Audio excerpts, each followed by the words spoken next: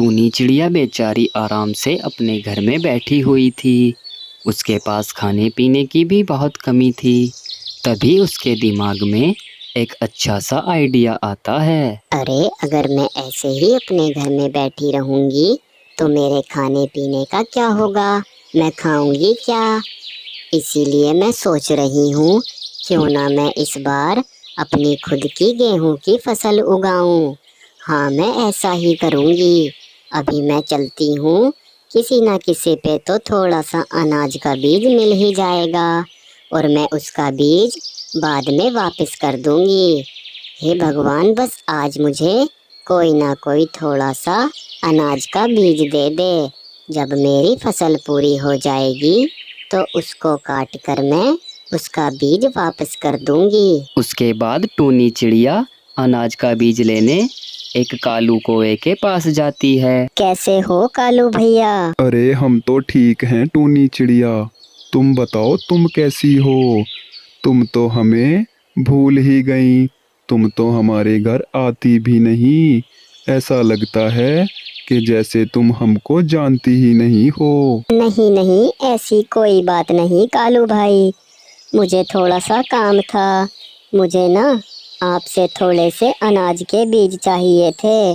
मैं आपके अनाज के बीज बाद में वापस कर दूंगी। मुझे इस बार फसल लगानी है। फसल लगाने के बाद मैं आपका सारा बीज वापस कर दूंगी। कृपया आप मुझे थोड़ा सा अनाज का बीज दे दीजिए। क्या कहा तुमने? बीज लेने आई हो, लेकिन मेरे पास तो बीज है ही नहीं, तो मैं तुम्हें बीज कहाँ से दूँ? मेरे तो खाने के लिए भी मेरे पास अनाज के दाने नहीं हैं। अब मैं तुम्हें कहाँ से दे दूँ? कोई बात नहीं कालू भाई, ऐसी कोई बात नहीं है। आपके पास नहीं है तो कोई बात नहीं। इतना कहकर टूनी चिड़िया वहाँ से चली जाती है। आई बड़ी बीज लेने वाली, अगर मैं इसको बीज दे देता तो ये तो बीज की फसल उगाकर मुझसे भी ज़्यादा मालदार हो जाती। फिर तो मुझे इस जंगल में कोई नहीं जानता। अभी तो मैं थोड़ा बहुत ठीक ठाक हूँ, जिसकी वजह से मुझे इस जंगल में भी जानते हैं। उसके बाद तो टूनी चिड़िया मुझे परेशान ही कर देती। और इधर टूनी चिड़िया गौरी चिड़िया के पास जाती है। कैसी हो गौरी बहन? मैं तो ठीक हूँ टूनी चिड़िया, तुम बताओ तुम कैसी हो? आज तो बहुत दिन बाद मेरे घर पर आई हो, मैं तो तुम्हें देखकर खुश हो गई। और बताओ, घर सब ठीक हैं टूनी चिड़िया? हाँ बहन गौरी, मैं ठीक हूँ, लेकिन आज मुझे तुम्हारी थोड़ी सी मदद की ज़रूरत है। क्या तुम मुझे थोड़ा सा अनाज का बीज दे सकती हो? मुझे इस बार अनाज की फसल उगानी है, लेकिन मेरी अनाज की फसल उगते ही मैं तुम्हारा सारा बीज वापस कर दूंगी। बस इतनी सी बात टूनी चिड़िया, तुम्हें घबराने की कोई भी ज़रूरत नहीं है। ये लो, ये रहा अनाज का बीज, तुम आराम से इससे अपनी फसल उगा लो और जब तुम्हारी फसल हो जाए तो मेरा बीज वापस कर देना। कोई जल्दी नहीं है टूनी चिड़िया। तुम्हारा बहुत बहुत धन्यवाद गौरी चिड़िया। मैं तुम्हारा ये एहसान पूरी जिंदगी में कभी नहीं भूलूंगी। अगर तुम्हारे जैसे पक्षी इस धरती पर जिंदा हैं तो हम जैसे पक्षियों को कोई दिक्कत नहीं आएगी। अब मैं चलती हूँ, मैं इन बीजों को लगा दूंगी। उसके बाद टूनी चिड़िया अपने घर आ जाती है। अभी तो काफी देर हो चुकी है, शाम भी होने वाली है, फिर अंधेरा हो जाएगा मुझे उधर से लौटते हुए। इसीलिए मैं कल सुबह को जाकर ये बीज अपने खेत में बखेर आऊंगी। उसके अगले ही दिन टूनी चिड़िया अपने खेत पर जाकर सारे बीजों को खेत में बिखेर देती है। अब टूनी चिड़िया बहुत ज़्यादा खुश थी। चलो कम से कम ये काम तो निमट गया, अब मुझे कोई दिक्कत नहीं। बस कुछ दिनों बाद इनको पानी दे दूंगी मैं। इस बात का पता कालू कौवे को लग चुका था। आखिरकार इस टूनी चिड़िया को गेहूं के बीज मिल ही गए। इसने अपने खेत में लगा ही दिए। मुझे ज़रूर कुछ ना कुछ करना होगा, नहीं तो ये टूनी चिड़िया मुझसे ज़्यादा मालदार हो जाएगी। और इधर टूनी चिड़िया बेचारी अपनी फसल लगाकर बहुत ज़्यादा खुश हो रही थी। और इधर कालू कौवे ने टूनी चिड़िया की फसल में दवाई डाल दी थी, जिससे कि उसके बीज में से फसल ही ना हो। ये लो, अब ना रहेगा बांस और ना बजेगी बांसुरी। अब ना ही तो टूनी चिड़िया के बीज से फसल होगी और ना ही टूनी चिड़िया मुझसे ज़्यादा अमीर होगी। उसके 15 ही दिनों बाद टूनी चिड़िया अपने खेत पर आकर देखती है तो वो चौंक जाती है। हे भगवान, ये क्या हुआ?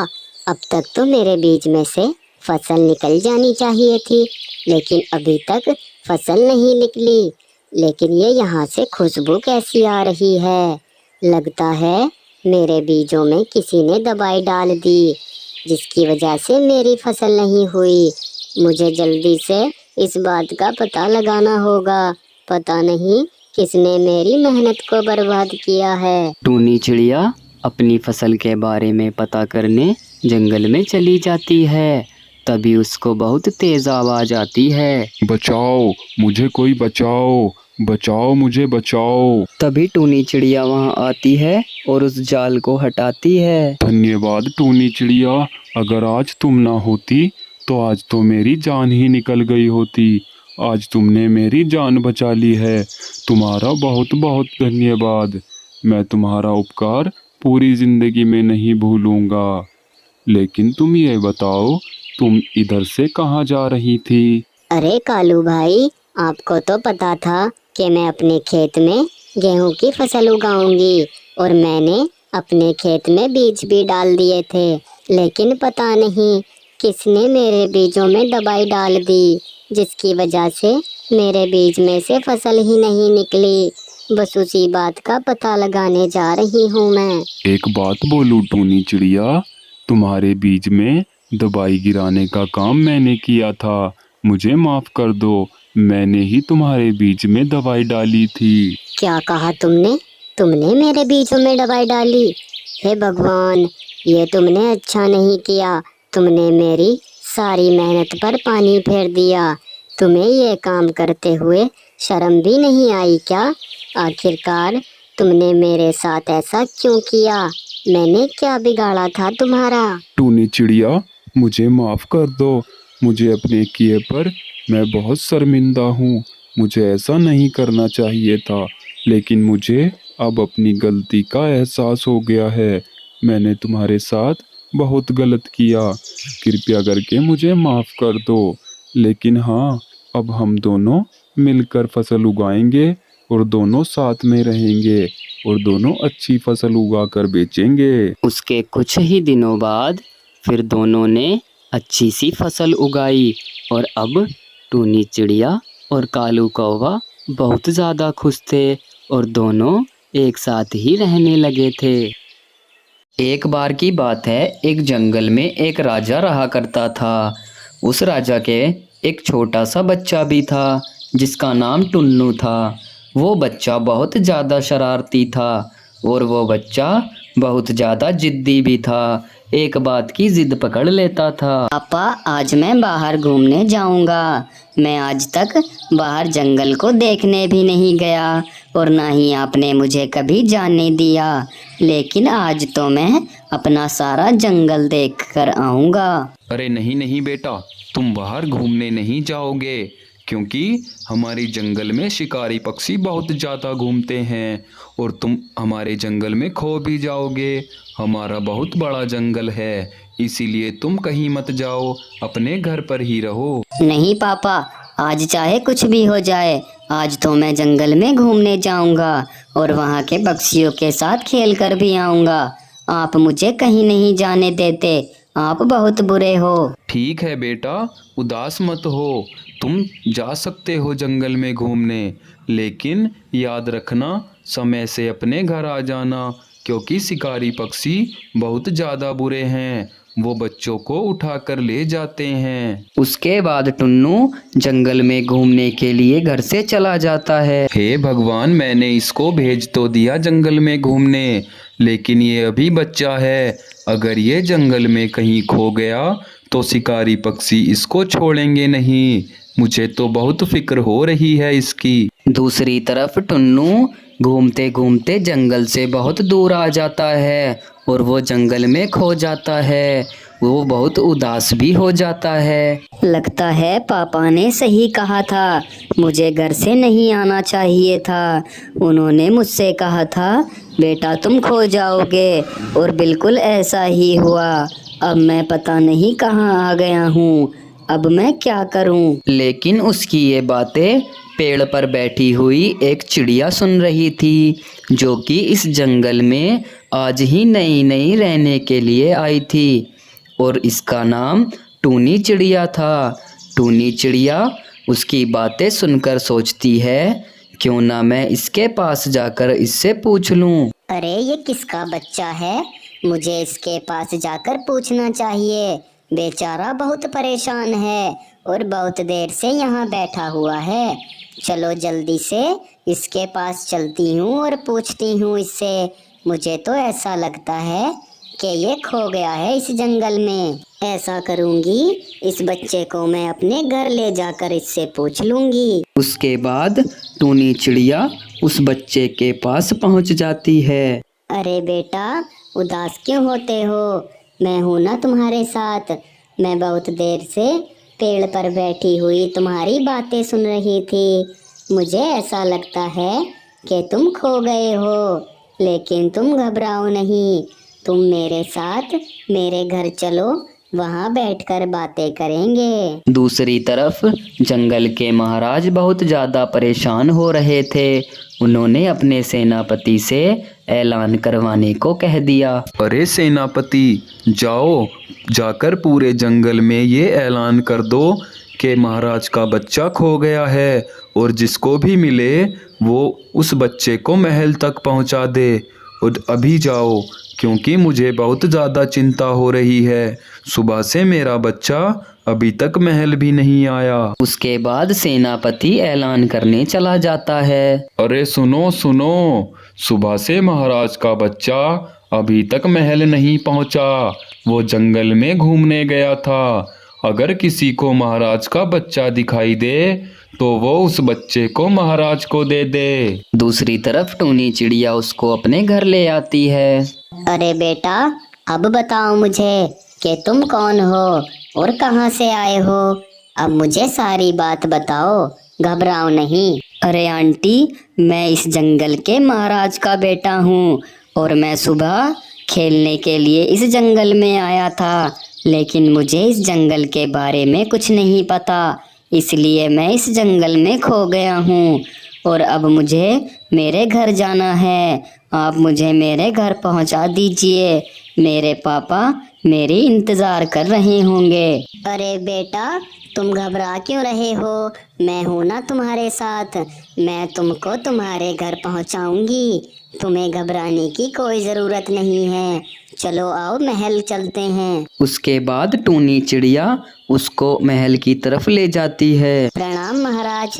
महाराज ये रहा आपका बच्चा, और ये मुझे जंगल में मिला है, और ये बता रहा था कि मैं खो गया हूँ। अरे तुम्हारा बहुत बहुत धन्यवाद, तुमने मेरी परेशानी हल कर दी। मैं बहुत परेशान था अपने बच्चे को लेकर। तुम्हारा जितना धन्यवाद करूं उतना ही कम है। लेकिन पहले तुम मुझे ये बताओ कि तुम कौन हो। मैंने तुम्हें इस जंगल में पहली बार देखा है। महाराज मैं आज ही इस जंगल में रहने के लिए आई हूँ, और मेरा नाम टूनी चिड़िया है, और मैं जंगल के दूसरी तरफ रहती हूँ। अरे वाह, ये तो बहुत अच्छी बात है। लेकिन याद रखना, अगर आगे से तुम्हें कोई भी परेशानी इस जंगल में आती है तो तुम सीधा मुझसे आकर मिलना। तुम्हारा एक एहसान मेरे ऊपर रहेगा। आज मुझे मेरे बच्चे की बहुत ज़्यादा परेशानी थी, तुमने मेरी सारी परेशानी दूर कर दी। अगर कोई भी दिक्कत परेशानी हो तो तुम सीधा मुझसे आकर बात करना। उसके बाद टूनी चिड़िया अपने घर आ जाती है, और उसके 1 महीने बाद उसके घर का राशन पानी खत्म होने लगता है। अरे अब मैं क्या करूं, मेरे घर का राशन पानी तो धीरे धीरे खत्म हो रहा है। मेरे पास पैसे भी नहीं हैं, और मेरे पास तो कोई पैसे कमाने का जरिया भी नहीं है। मेरी तो कुछ समझ नहीं आ रहा। अब तो एक ही उपाय बचा हुआ है, कल सुबह महाराज के यहाँ जाऊंगी। उसके अगले दिन टूनी चिड़िया महाराज के यहाँ पहुँचती है और सारी परेशानी जाकर महाराज को बताती है। तो महाराज उसकी परेशानी सुनकर उसको एक बहुत ही अच्छा जवाब देते हैं। अरे अगर ऐसी ही बात थी तो तुम मुझसे कुछ दिन पहले ही बता देती। इसमें तो कोई बड़ी बात नहीं है। तुम्हें घबराने की कोई भी ज़रूरत नहीं है। तुम तो हमारी खास हो। तुम ऐसा करो कि हमारे पास जंगल के दूसरी ओर कुछ ज़मीन पड़ी हुई है। तुम उसमें खेती कर कर अपने घर का खर्चा आराम से चला सकती हो। और अब तो वो ज़मीन तुम ही रख लेना, ठीक है ना? कल सुबह जाकर तुम वो ज़मीन देख लेना। उसके अगले ही दिन टूनी चिड़िया खेत पर जाकर उसमें बीज डाल देती है। अब टूनी चिड़िया बहुत ज़्यादा खुश थी। चलो, आखिरकार मैंने आधा काम तो निपटा दिया। बस अब तो मुझे पानी का देखना है। अगर समय पर मेरे बीजों को पानी मिल गया तो इनसे अच्छी फसल होगी। अभी मैं घर चलती हूँ, 2-3 दिन के बाद आकर देखूंगी। उसके 10 दिन बाद चिड़िया खेत पर आकर देखती है। अरे मैं क्या करूँ, मेरी तो कुछ समझ नहीं आ रहा। आज खेत में बीज डाले हुए पूरे 10 दिन हो गए हैं, लेकिन मैं पानी कहाँ से दूँ इन्हें? यहाँ तो कोई पानी का साधन भी नहीं है। मेरी तो कुछ समझ नहीं आ रहा, क्या करूँ और क्या नहीं। अब तो सब कुछ ऊपर वाले के भरोसे है। अगर बारिश हो जाती तो मेरे बीजों को पानी मिल जाता। इतना कहकर टूनी चिड़िया वापस अपने घर आ जाती है। दिन पर दिन बीत रहे थे और टूनी चिड़िया बेचारी परेशान हो रही थी। अगर किसी वजह से बारिश हो जाती तो अच्छा हो जाता, लेकिन अगली सुबह को रात में बहुत तेज बारिश होती है, जिसकी वजह से टूनी चिड़िया के बीजों को अच्छा पानी मिल जाता है और टूनी चिड़िया बहुत ज़्यादा खुश होती है। हे भगवान, आपका बहुत बहुत धन्यवाद। आपने मेरी सुन ली। अब मेरे बीजों को बहुत ही अच्छा पानी मिल गया है। अब तो मेरे खेत में बहुत अच्छी फसल होगी। अब मैं उस फसल को बेचकर बहुत ही अच्छे पैसे कमाऊंगी और फिर खुशी खुशी अपने घर में रहूंगी। कुछ समय बाद टूनी चिड़िया की बहुत ही अच्छी फसल होती है। बहुत ही सुंदर सुंदर मटर उसके पौधों पर आई थी। टूनी चिड़िया भी बहुत ज़्यादा खुश थी। अब तो मैं इन मटर को बेचकर अच्छे पैसे कमाऊंगी। अब मुझे कोई परेशानी नहीं रहेगी। महाराज का भी बहुत बहुत धन्यवाद, उन्होंने मेरी मदद की है। कल सुबह इनको मैं बाजार ले जाऊंगी। उसके बाद टूनी चिड़िया सारी मटर को लेकर बाजार पहुंच जाती है और उन मटर को बेचकर अच्छे खासे पैसे भी कमाने लगती है। अब बेचारी टूनी चिड़िया को कोई भी परेशानी नहीं थी। अब वो खुशी खुशी अपने घर में रहने लगती है।